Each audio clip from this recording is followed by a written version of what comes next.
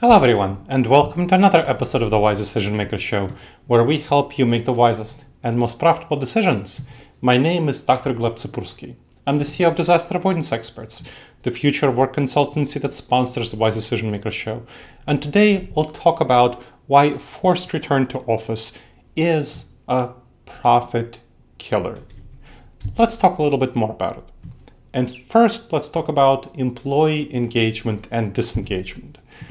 Decreasing employee engagement is bad. It really kills profits. And the opposite, increased employee engagement is good. It improves profits. So the recent McKinsey survey revealed high costs for disengagement. So a mid-sized S&P 500 company, so something like a 200, 300 S&P company, risks losing between 228 million and 355 million annually, depending on its size, because of low engagement. Over 5 years, the potential loss is over $1 billion. The impact of forced RTO mandates is pretty bad for employee engagement. So we're connecting low employee engagement to bad profits, and then forced RTO causes low employee engagement.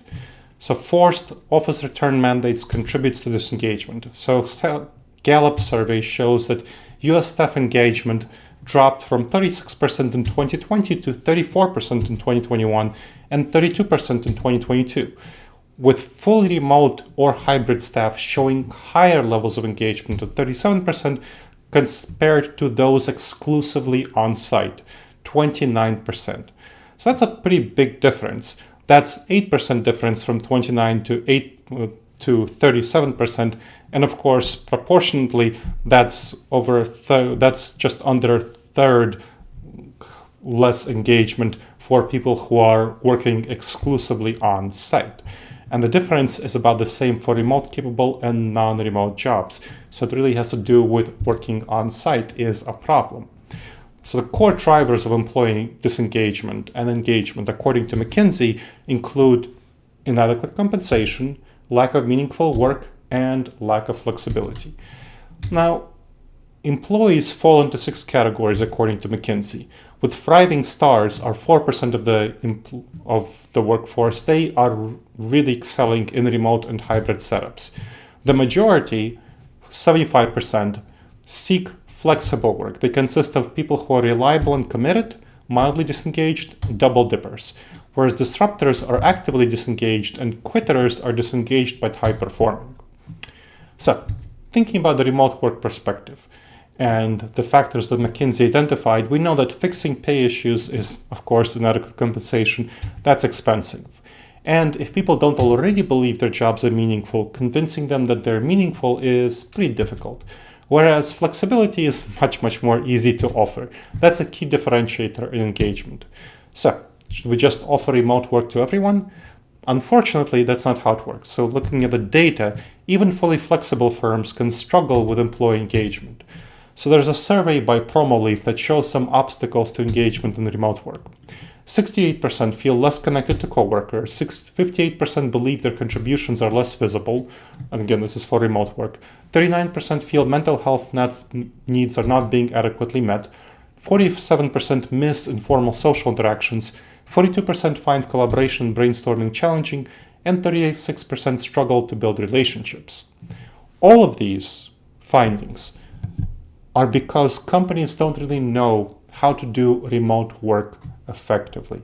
They're trying to transpose in-office methods of collaboration and innovation and brainstorming and leadership and mentoring on remote and hybrid settings. And that's a real problem. Not going to get you to a good place. So what you want to do is address these problems through creating systems that are well adapted to remote and hybrid work. So to unlock engagement in remote work needs a really multifaceted approach. For example, to acknowledge staff and increase their visibility, you can do virtual town halls, virtual employee achievements through a spotlight gallery, a newsletter that spotlights the achievement of employees wherever they happen to work. And that helps illuminate the contributions of those who feel otherwise invisible.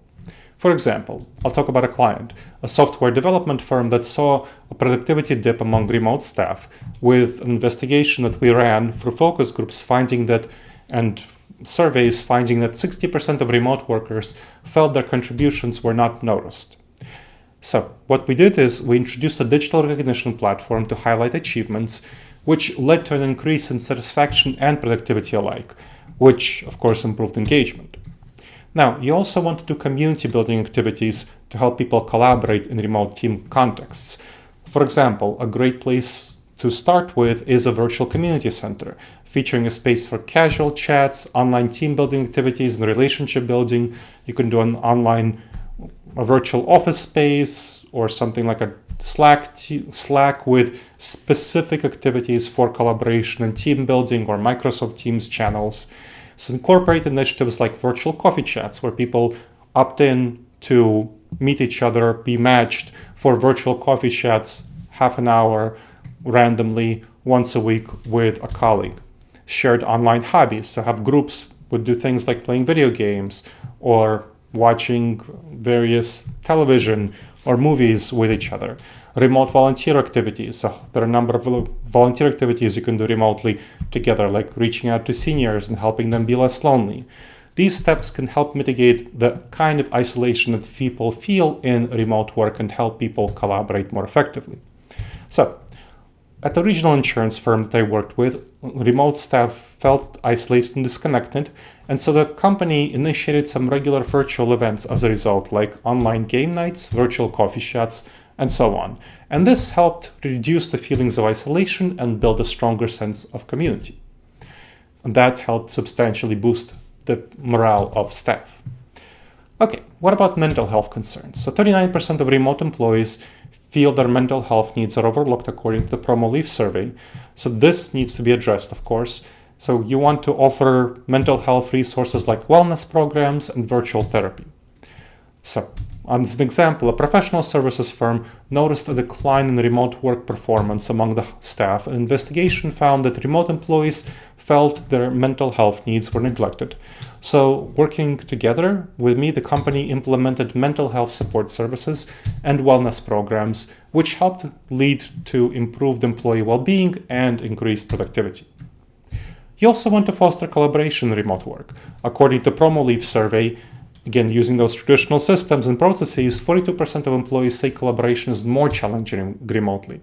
So to foster stronger collaboration, you want to create things like a virtual ideation lab for brainstorming and teamwork, and provide collaborative tools, Trello, Asana, Teams, Slack. I can't believe how many companies still don't have one of these tools to collaborate effectively in remote settings.